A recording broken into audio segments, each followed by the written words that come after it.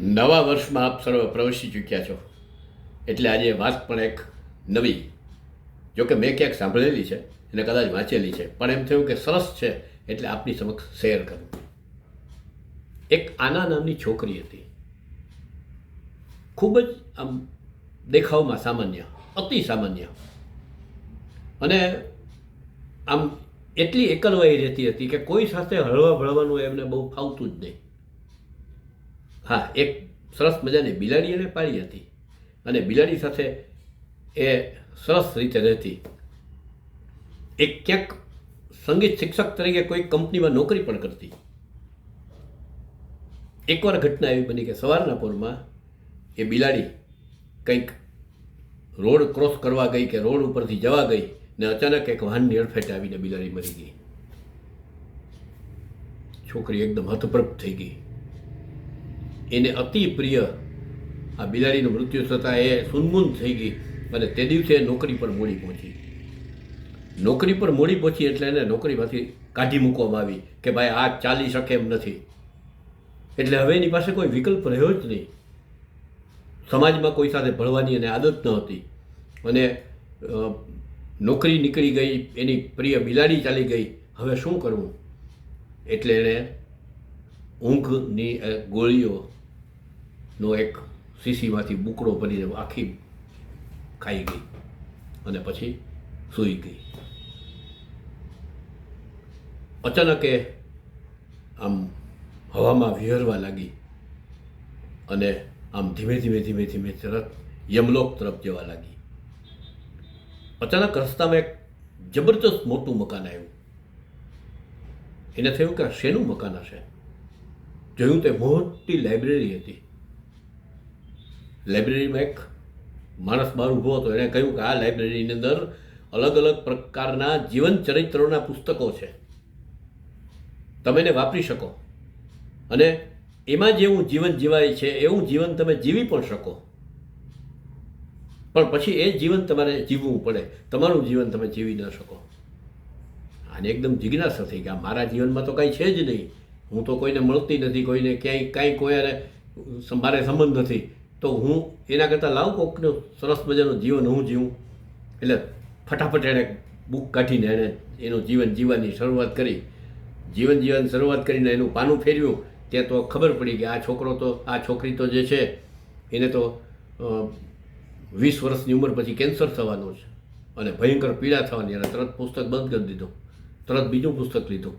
બીજા પુસ્તકમાં જોયું તો એને એકદમ સરસ મજાની છોકરી હતી, એણે કોઈક સરસ મજાના છોકરા સાથે લગ્ન કર્યા હતા ને આમ પૈસો વૈભવ બધું ખૂબ જ હતું. અચાનક ખબર પડી કે એના વરને તો કોઈક સાથે અફેર છે ને આને તો કાઢી મૂકવાનો છે. પાછી પુસ્તક બંધ કરી દીધું. આમ એક પછી એક પુસ્તક એ લેતી ગઈ. એકેય પુસ્તકમાં એને કોઈના જીવન ચરિત્રમાં સંતોષ ન થયો. અંતે એને થયું કે પોતાનું જીવન ચરિત્ર છે ને, પોતાનું જે જીવન છે એ જ સાચું જીવન છે. મેલ કરવત મોચીના મોચી. અચાનક એની આંખ ધીમે ધીમે ખુલવા માંડી. પેલું લાઇબ્રેરીનું મકાન અદૃશ્ય થઈ ગયું અને આટલી બધી ઊંઘની ગોળી ખાધા પછી એ હોસ્પિટલમાં હતી અને બચી ગઈ હતી. પણ એનો જે એકદમ આમ સુગાળો ચહેરો એ હવે એકદમ આમ હસમુખો ચહેરો થઈ ગયો હતો. હવે એને પોતાના જિંદગીનું રહસ્ય સમજાઈ ગયું હતું. અસ્તુ, થોડામાં ઘણું આપ બધા સમજુ છો. આપના પ્રતિભાવ ચોક્કસ ને ચોક્કસ આવકારીએ. નમસ્કાર. દિવાળીની મજા ખૂબ માણીને, સ્નેહીજનોને મળ્યા, આપણે ફટાકડા ફોડ્યા. તે પૂર્વે આપણે નવરાત્રિ, વર્ચ્યુઅલ નવરાત્રિ માણી, ઘેર ઘેર ગરબા ગાયા, આપણે યુટ્યુબમાં ચમક્યા, બહુ મજા કરી હે ને. હવે આપણે એ મજાને થોડીક લંબાવીએ. બિલકુલ લાઇટ આનંદ આવી જાય ને એવી હું વાત કહું. એમાં કોઈ બોધ નથી, કોઈ કટાક્ષ નથી. એક રાજ્ય હતું. રાજ્ય એટલે રાજા હોવાના. રાજા આમ બધી રીતે બહુ જ સારા, પણ રાજા એટલે તગલકી વિચાર તો કોઈક વાર આવવાના જ. એણે મંત્રીને બોલાવ્યા અને મંત્રીને કહે કે આપણું રાજ્ય તો ખૂબ જ બુદ્ધિશાળી માણસોથી ભરેલું છે, પણ મારે એમાંથી 4 મૂર્ખ શિરોમણીની શોધ કરવી છે. મંત્રી અચંબામાં પડી ગયા કે આવું કેમ વિચાર આવ્યો, પણ આ તો રાજાજી, એનો નિર્ણય તો એણે માથે ચડાવવો જ રહ્યો. સારું, બીજે દિવસે સવારે રાજાજી અને એના મંત્રીશ્રી રાજ્યમાં નીકળી પડ્યા છે અને મૂર્ખ શિરોમણીની શોધમાં. ત્યાં સેજ આગળ જતાં એક ઘોડા ઉપર એક માણસ બેઠેલો છે અને માણસના માથે વજનદાર પોટલું છે. એટલે રાજાએ પૂછ્યું, કેમ ભાઈ, કેમ પોટલું માથે ઊંચક્યું છે, ઘોડા ઉપર રાખી દે ને. એટલે કે નહીં, મને તો આ પ્રાણી માત્ર ઉપર મને ખૂબ દયા આવે છે. મારું વજન ઊંચકે તો બરાબર છે, પણ મારું આ પોટલાનું વજન થોડું મારું ઘોડો ઉપાડે. તરત રાજાએ મંત્રી સામે જોયું, પેલો મૂર્ખ શિરોમણી આપણને મળી ગયો. પછી ચાલ્યા બીજાની શોધમાં.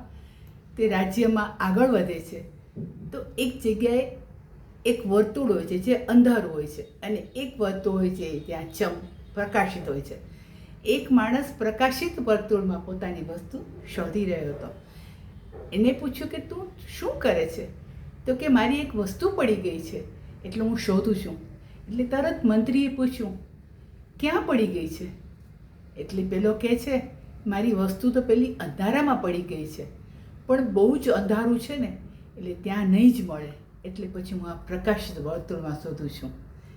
તરત મંત્રીશ્રીએ રાજાજી સામે જોયું, બીજો મૂર્ખ શિરોમણી મળી ગયો. હવે રાજાજી કહે છે, હજી પણ આપણે 2 શોધવાના બાકી રહ્યા. એટલે મંત્રીશ્રી એકદમ વિસ્મય નજરે એની સામે જોવે છે. અરે રાજાજી, 2 તો આપણે 2 છીએ જ. રાજ્યનું અગત્યનું કામ, લોકોના નિર્ણય લેવાના એ અગત્યના કામ પડતા મૂકી અને આપણે આવી ફાલતુ વાતોમાં રોકાયેલા છીએ. મૂર્ખ શિરોમણીની શોધ કરીએ છીએ. તો આપણે 2 અને આ 2 મૂર્ખ શિરોમણી 4 થયા ને. રાજાજી કશું બોલ્યા નહીં. આ તો રાજા ને એટલે એ ભૂલ ન સ્વીકારે, પણ એ તરત આગળ ચાલવા માંડ્યા. અને પાછળ મંત્રીશ્રી પણ જોયું ને કેવું બની ગયું એમ કરી અને પ્રજાજનો સામે જોઈ અને પાછળ તે પણ ચાલવા માંડ્યા. અસ્તુ. જય હાટકેશ. આપ સૌને નવા વર્ષની ખૂબ ખૂબ શુભેચ્છાઓ. વાર્તાની શરૂઆત એક ઉખાણાથી કરીશ કે એવી કઈ વસ્તુ છે કે જે બધાને આપવી તો બહુ ગમે છે પણ લેવી નથી ગમતી. યસ, સલાહ. આપણે સૌએ સમુદ્ર અને ટીટોડીના ઈંડા વિશેની વાર્તા તો સાંભળી જ છે કે એક વખત સમુદ્રના કિનારે ટીટોડીએ ઈંડા મૂક્યા અને સમુદ્રના મોજા સાથે ટીટોડીના ઈંડા પણ સમુદ્રના પેટાળમાં સમાઈ જાય છે. એટલે ટીટોડી સમુદ્રને બહુ કરગરે છે કે મારા ઈંડા પાછા આપ, પણ સમુદ્ર એના ઈંડા પાછા નથી આપતો. એટલે ટીટોડી કહે છે કે હું આ સમુદ્રને પૂરી દઈશ અને મારા ઈંડા પાછા મેળવીશ. એટલે એક નાનો કાંકરો લઈને સમુદ્રને પૂરવાની કોશિશ કરે છે. ત્યાંથી એક પક્ષી પસાર થતું હોય છે તો પૂછે છે કે ભાઈ શું કરે છે? તો કે આ સમુદ્ર મારા ઈંડા લઈ લીધા છે, હું એને પૂરવાની કોશિશ કરું છું. એટલે પક્ષી કહે છે કે આ રીતે થોડો સમુદ્ર પૂરાતો હશે એક કાંકરાથી. એટલે ટીટોડી કહે છે, સલાહ નથી જોઈતી, સાથ આપવો હોય તો મારી સાથે જોડાઈ જાઓ. એટલે બીજું પક્ષી પણ જોડાય છે. એમ કરતાં કરતાં હોલો ને કબૂતર ને મોર ને પોપટ ને બહુ બધા પક્ષી ટીટોડી સાથે સમુદ્રને પૂરવામાં જોડાઈ જાય છે.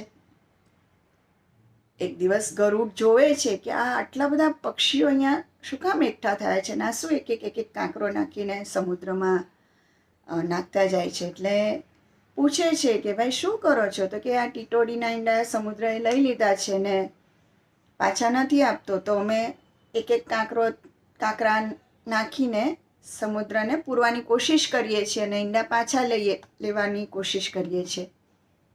ગરુડ કે એવું કંઈ બને? સમુદ્રને પૂરાતો હશે.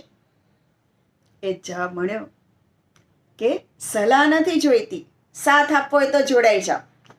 એટલે ગરુડ પણ જોડાઈ જાય છે. થોડા મોટા પથરા લઈને સમુદ્રમાં નાખે છે. હવે આપણને તો ખબર છે કે ગરુડ એ વિષ્ણુ ભગવાનનું વાહન છે. 2-3 દિવસ ગરુડ ન દેખાયું. વિષ્ણુ ભગવાનને થયું કે ભાઈ ક્યાં ગયું, મારે બહાર જવું હોય તો હું કેવી રીતે જાઉં? તપાસ કરાવી તો ગરુડ તો આ સમુદ્રને પૂરવામાં વ્યસ્ત હોય છે. એટલે વિષ્ણુ ભગવાન ગમે તે રીતે જાય છે ગરુડ પાસે અને પૂછે છે કે ભાઈ ચાલ, મારે તારી જરૂર છે. એટલે અને આ શું કરે છે? આ કંઈ પથરાથી સમુદ્ર પૂરાતો હશે? એટલે ગરુડ પણ વિષ્ણુ ભગવાનને કહે છે કે ભાઈ, સલાહ નથી જોઈતી, સાથ આપવો હોય તો મારી સાથે જોડાઈ જા, બાકી પ્રણામ. એટલે વિષ્ણુ ભગવાન પણ ગરુડની સાથે સમુદ્ર પૂરવામાં જોડાઈ જાય છે ને પછી આખરે સમુદ્ર પોતાની હાર માને છે અને ટીટોડીના ઈંડા એને પાછા આપે છે. એટલે આ ભલે કાલ્પનિક લાગતી આ વાર્તા હોય પણ એનાથી બોધ તો મળે જ છે કે જ્યારે આપણે કોઈ સોશિયલ મીડિયામાં કંઈ પણ પોસ્ટ મૂકીએ કે ગમે ત્યાં આપણે કોઈને વાત કરીએ, પછી એ આપણા માટે હોય કે સમાજ માટે, તો સલાહનો આમ કહે ને ધોધ વહેવા માંડે. પણ ભાઈ, સલાહ નથી જોઈતી, અમને સાથ જોઈએ છે. જો સાથ આપવો હોય તો મારી સાથે જોડાઈ જા. અને એવું નથી કે દરેક સલાહ નકામી હોય છે, પણ સલાહની સાથે સાથ મળી જાય તો ખૂબ સારું કહેવાય. બરાબર ને? આભાર. જય હાટકેશ. હું રાજકોટથી હેમાલી બુચ. આજે એક હૃદયસ્પર્શી લઘુકથા જન્મદિવસ આપની સમક્ષ રજૂ કરું છું. આજે જમનાબાનું મન બહુ જ ઉદાસ હતું. વારે વારે એકના એક દીકરા સંજયની યાદ આવ્યા કરતી હતી. આજે તેનો જન્મદિવસ હતો. તેનું મન એની પાસે પહોંચીને એને મીઠું મોઢું કરાવવા ઈચ્છતું હતું. પરંતુ આજ તેને વૃદ્ધાશ્રમમાં આવે 1 વર્ષ થયું હતું. 1 વર્ષ પહેલાંના જન્મદિવસે તેના ઘરમાં રાખેલી પાર્ટીમાં તેને બહાર આવવાની ના પાડવા છતાં પણ એ બહાર આવ્યા હતા. તેની સજા રૂપે તેને વૃદ્ધાશ્રમમાં આવી જવું પડ્યું હતું. તે છતાં આજે માતાનું હૃદય હતું ને, એટલે તેનું મન તેની પાસે પહોંચી ગયું હતું. સંચાલકોને વાત કરીને તે જવા નીકળ્યા. ઘણી સમજાવ્યા કે તમે ન જાઓ, પણ એનું મન માન્યું નહીં. ના, હું તરત પાછી આવતી રહીશ. એટલી વારમાં કંઈ કોઈ ના નહીં પાડે. તેણે તેનું ભાવતું ધાબળીનું પેકેટ બોક્સ લઈ લીધું અને તેના ઘર તરફ જવા નીકળ્યા. પરંતુ સંજયની પત્ની સુનિતાને આણસાર આવી ગયો હતો.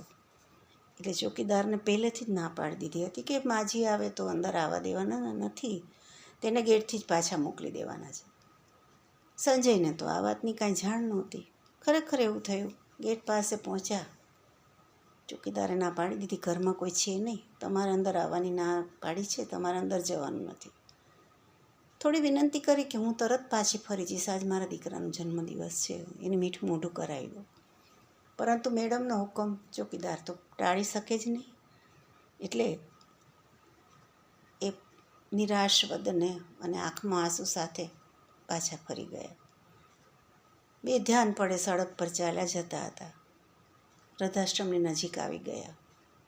પરંતુ તેમનું મન તો તેના દીકરા પાસે જ હતું. એ બે ધ્યાનપણામાં સામેથી આવતી ટ્રક સાથે અથડાઈ ગયા. ત્યાં ને ત્યાં જ પડી ગયા. એક બાજુ થાબડીનું બોક્સ, એક બાજુ જમનાબા. ત્યાં ને ત્યાં તેમના પ્રાણ જતા રહ્યા. વૃદ્ધાશ્રમમાંથી બધા દોડી આવ્યા. તરત જ તેને અંદર લઈ ગયા અને તેના ઘેર ફોન કર્યો. જમનાબાના મૃત્યુના સમાચાર આપ્યા. ફોન સુનિતાએ લીધો હતો. જવાબ આપી દીધો, રોંગ નંબર છે, અહીંયા સંજય નામના કોઈ રહેતા નથી.